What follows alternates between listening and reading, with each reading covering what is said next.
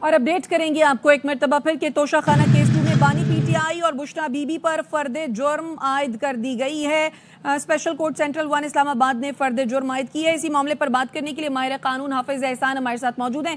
حافظ صاحب بہت شکریہ سر، یار بھائی کو آپ نے قیمتی وقت دیا۔ توشہ خانہ کیس 2 ہے، باقاعدہ بانی پی ٹی آئی اور بشرا بی بی پر فرد جرم اب عائد ہو گئی ہے۔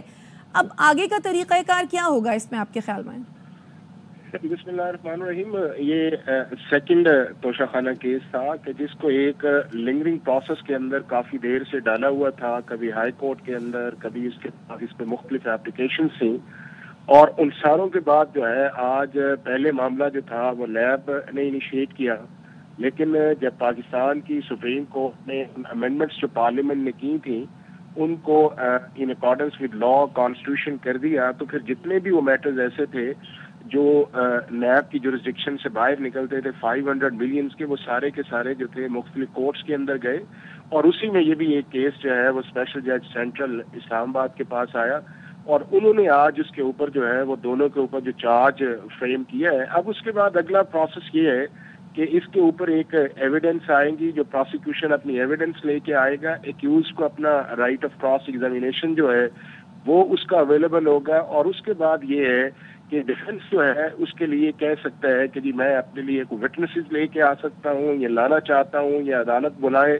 اور پھر اس کے بعد یہ ہے کہ ایک 342 کی سٹیٹمنٹس ہے کہ جو عدالت کوشچنز پٹ کرتی ہے ایکیوز سے کہ آپ ان کا جواب، اور اس کے بعد جو ہے فائنل آرگیومنٹس کے بعد عدالت جو ہے یا اس کیس کا فیصلہ ایکویٹل کی صورت کے اندر کر دیتی ہے یا فیصلہ جو ہے وہ کنوکشن کی صورت کے اندر کر دیتی ہے۔ لیکن میں یہ سمجھتا ہوں کہ اس کیس کے اندر جو دو بنیادی چیزیں دو بڑی امپورٹنٹ ہے۔ ایک امپورٹنٹ اس چیز کے اندر یہ ہے کہ اس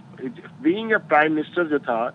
تقریباً جو ہے وہ 108 کے قریب جو گفٹ سے وہ مختلف ممالک کے جو ہیڈز تھے یا اسٹیٹ ہیڈز تھے انہوں نے دیے تھے، اور 57 کے قریب ایسے گفٹ سے جو فارمر پرائم منسٹر نے اپنی کسٹڈی کے اندر لیے، اور اس میں بھی کوئی دو رائے نہیں ہے کہ جتنی بھی چیزیں گفٹس والی آتی ہیں اس کے اندر جو اسسمنٹ والا پروسیس ہے وہ ہمیشہ سے پاکستان کے اندر جو ہے وہ جو ہیڈ آف اسٹیٹ یا پرائم منسٹر چاہ رہا ہوتا ہے اس کے مطابق جو ہے وہ کسٹمز کی اپریزمنٹ بھی اسی طرح ہوتی ہے، کیبنٹ ڈویژن جو ہے اسی خواہش کے مطابق کرتا ہے، اور پھر یہ ہے کہ منیمم جو ہے اس کے اندر سرکار کی طرف پیسے چلے جاتے ہیں، اور باقی چیزیں جو ہیں وہ جس کو گفٹ دیا جاتا ہے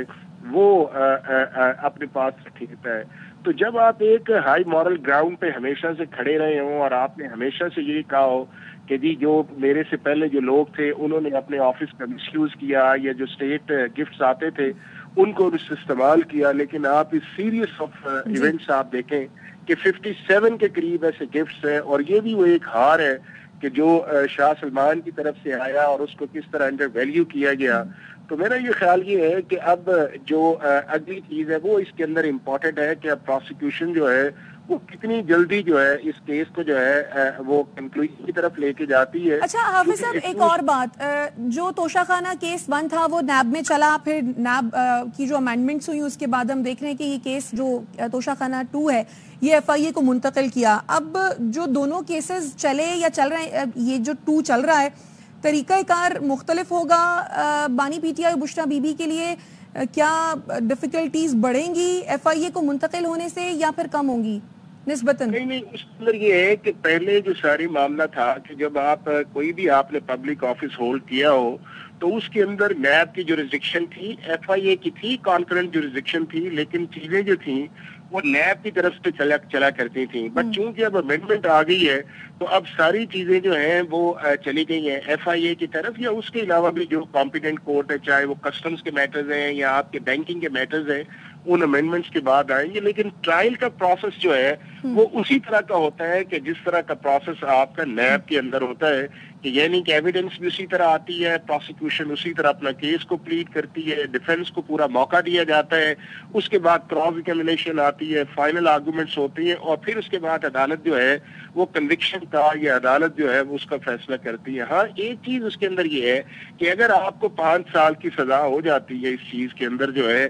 یا اس کے بعد یہ ہے کہ آپ کو فائنس کر دیا جاتا ہے تو پھر آپ جو ہے پبلک آفس ہولڈ رکھنے کے جو ہے وہ بھی آپ کے اوپر ایک قدغن جو ہے وہ آ جاتی ہے. لیکن پروسیس جو ہے وہ دونوں جگہ کا ہے. صرف جورسڈکشن جو ہے وہ پہلے نیب کے پاس ہے, ایف آئی اے کے پاس ہے, لیکن چیزیں آگے بڑھانے کی لاء کے مطابق ایک جیسی ہے. ٹھیک ہے, بہت شکریہ حافظ احسان صاحب آپ کے قیمتی وقت کے لیے.